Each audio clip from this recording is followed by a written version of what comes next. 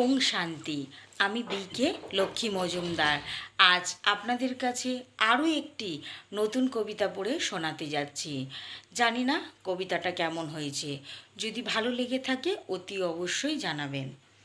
ভগবানের বাড়ি গড়ে ইট পাথর দিয়ে, সারা তীর্থে ব্যবসা হয়ে গেছে ভগবানের নাম নিয়ে। যেখানে যাও টাকার গল্প ভগবানের নামে, দেখতে গেলেও লাইনে দাঁড়াও টাকাকে হাতে নিয়ে।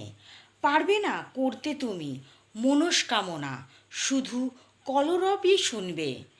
বাবাকে দেখতে গিয়ে ভিড়ে আটকে পড়বে। চাইছো যখন ভগবানকে দেখতে, আগে তাকে চেনো।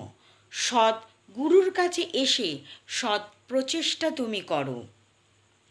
বিষ্ণুর চতুর্ভুজ লক্ষ্য করে পরমপিতা শিবকে তুমি দেখবে।